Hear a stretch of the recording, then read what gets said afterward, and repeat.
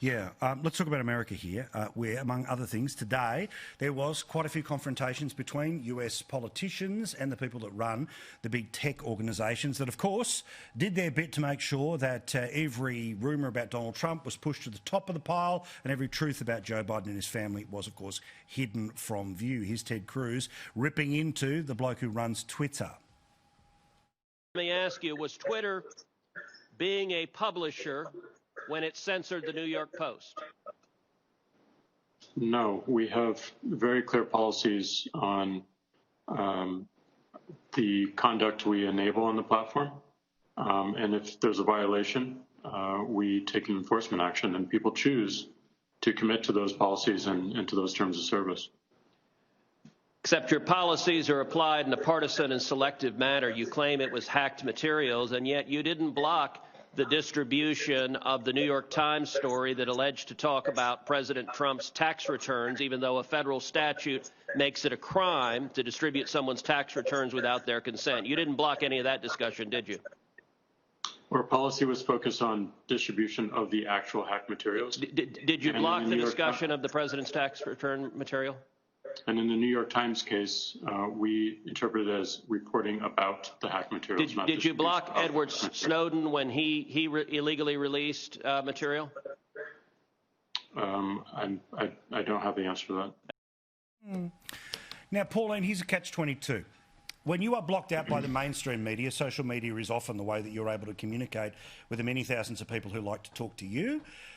But conversely, these are very troubling platforms where if for whatever reason a bunch of people who don't like what you stand for politically, they get to all sort of go and dob to the umpire, and then the umpire turns around and completely can wipe away somebody from having access to these platforms. So I've got to say, I'm coming to a real fork in the road here where I understand the power of these platforms, I understand the joy of talking to all of these people, but I'm buggered if I'm going to give power to the mob to be able to decide who can consume what we discuss here on this show each and every night. You're exactly right, Paul. We've actually with myself, I rely on, Twitter. I don't use Twitter that much, but also Facebook.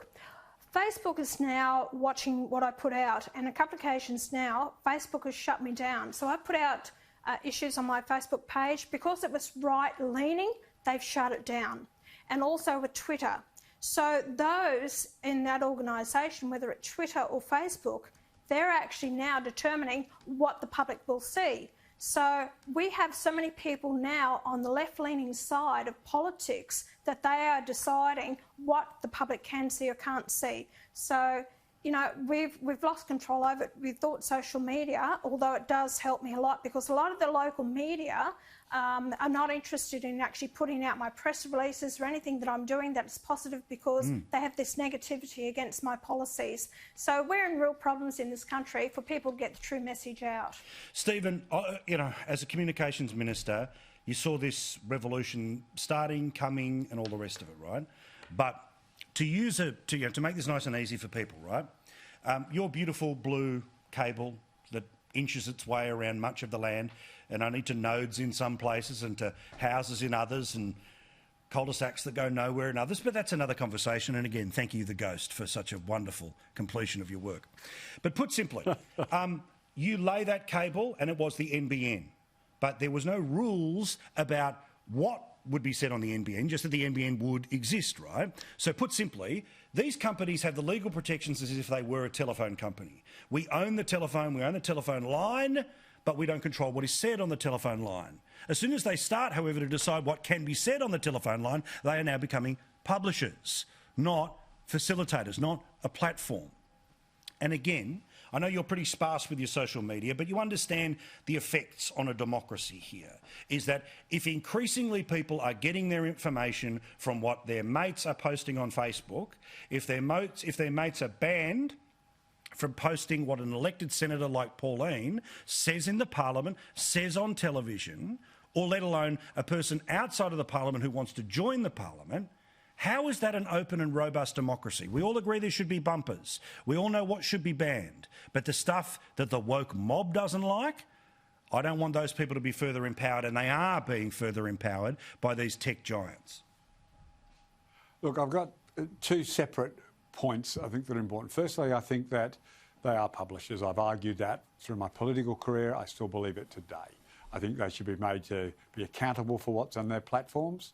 And I know that's what the core of what Cruz and others are arguing about the protection that they were giving by a US law. And they're considering repealing that. But I've always believed that what's said in the online you should be as accountable for it as what's said in the physical world on a piece of paper. Yeah. But where I have a real struggle with the argument that you make, Paul, is last time I checked, Twitter and Facebook are not taxpayer-funded operations. They're private money. And in the same way, if Fox News wants to ignore Donald Trump's outrageous behaviour and only promote the good stories about Donald Trump and not the bad ones, because they're a private company and they're entitled to do whatever they want on their channel, then surely under the same argument, Twitter and Facebook, as private corporations, are entitled to block anybody they want. In the same way, Fox News in the US are outrageously biased in favour of Donald MSNBC Trump. or CNN.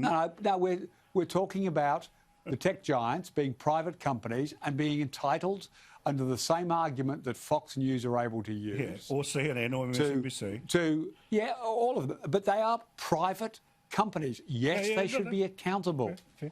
But they are private companies. If they want to censor and block for good or bad reasons, and my view is they should all be held to the same standard.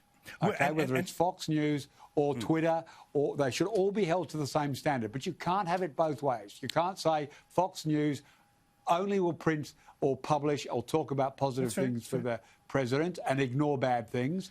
If Twitter and Facebook choose to do the same, well, what's the difference, Paul? Well, because I've got to say, and look, I know there's Rumble for sort of the conservative YouTube. Well, Parler's the one everyone's saying go to. Yeah, Parler's the one, and look, we're trying to set up a Parler thing there because, look, but again, we're just going to end up in ghettos, right? We're going to end up in the lefty ghetto, the right-wing ghetto, and then that's going to lead to way more problems than what might be currently existing here. But can I show... I absolutely agree with you.